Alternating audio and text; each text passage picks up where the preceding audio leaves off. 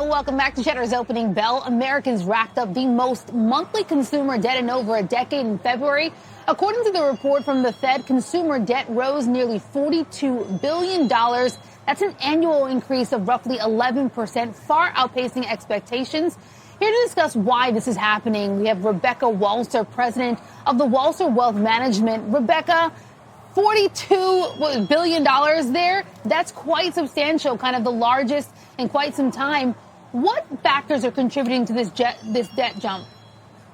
Yeah, that is so true. And most of it we're seeing, a lot of it is consumer credit cards, revolving debt. The revolving debt actually increased on an annualized basis over 20% in the month of February. Shocking economists. This was not expected because if you look at the debt raised in January, it's only 2% versus the 11% that it grew in the month of February alone. So what is happening is we can clearly see is these higher food costs, these higher energy costs are eating into people's average budget, maybe for their house, maybe for their, of everything. It's just taking too much of their budget and they don't have the resources. And so they're returning to revolving debt in mass droves. And it is problematic.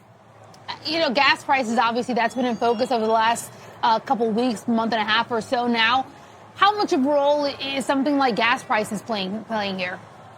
I think it's really a disservice, because, core CPI does not include food and energy. So when we talk about a 7.9 and on your last segment, maybe jumping up to 8.4 expected for year over year in March, people are saying that's ridiculous when, the FDA comes out and says that food has only gone up X percentage and people are saying there's no way you can expect it to only go up 5% for the year when it's already going up 20% in my budget, or my gas has gone up, 25% or 18% in my budget. And we're hearing these official numbers and the American public is just not buying it because they know what is it actually taking out of their actual budget. And so they don't need an economist or a government entity to tell them. They can see that this is having a big impact and that we need to do things. And unfortunately, releasing some gas reserves and some temporary side effects, that's not going to really have a major impact. We need to reduce gas taxes. We need to do a lot more things than just, releasing some strategic reserves here and there.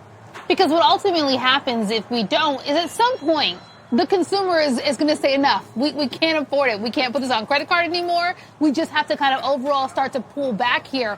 When, if at all, do you expect that pullback to happen? And how worried are consumers really? Because we have seen consumer sentiment, shift, but the spending per se hasn't kind of fallen in line with that.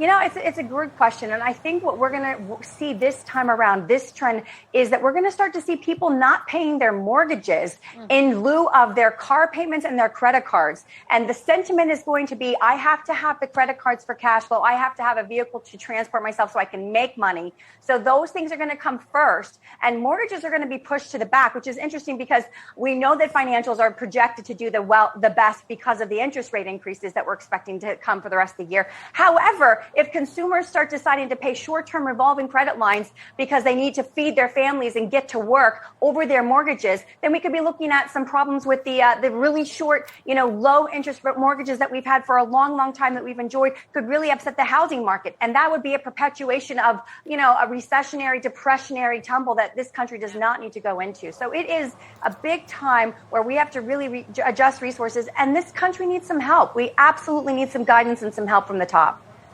Yeah, I was going to say, the picture you're painting there really certainly does sound like, a recessionary picture to say the least. Or if that's what the consumer does ahead of a recession, imagine when and if a recession hits. We have Deutsche Bank last week coming out saying, listen, it expects to see that in 2023. Going back to this February number, because that number is one that just, it's mind-boggling to me. And it certainly was not something that many economists have predicted. Why were February's expectations so off? And what do you see kind of coming next? Do we have a similar situation this upcoming March and maybe even into April? I think economists go off of official numbers. They go off of the 7.9 year over year. They go off of the 8.4 that's coming that we expect. They don't go off of what actual, U.S. citizens and residents are paying in their actual bills. And so we're going to start to see a problem. I mean, credit card debt is at $1.1 trillion.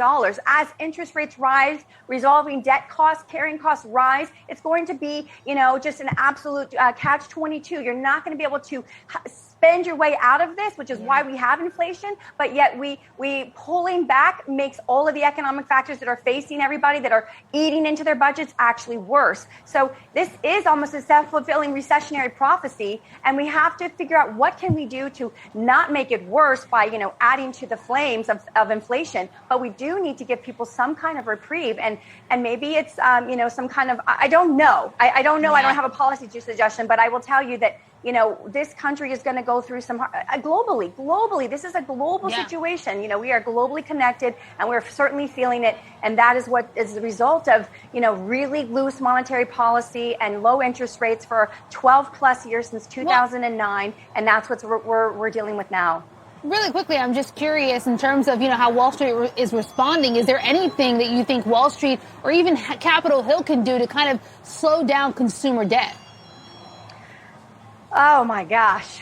Wall Street wants to just save the market. I mean, that's Wall Street's biggest concern. They think that as long as they have stability, that the American, consumer will continue to consume equities and the market and bonds. And that's Wall Street's number one priority. So I think that Wall Street's just got enough on its plate to make sure that we don't have a massive global pullback, and certainly in the U.S. Markets as well, because, with the whole Russian sanctions, the Western sanctions of the Russia, with getting out of SWIFT and all of the things that they have done with the energy and really threatening our petrodollar that we haven't seen since 1974. That is also another underlying factor that is really dealing with all of this. Is if the U.S. dollar is not strong because it's not being used anymore to buy, energy around the globe like it has been since the 70s, where does that leave America? The Federal Reserve needs to worry about that. Rebecca, such great insight here, really pointing to kind of important data to keep in mind. We're $42 billion, an annual increase of 11% in terms of consumer debt. Rebecca Walser, president of Walser Wealth Management, really appreciate it again.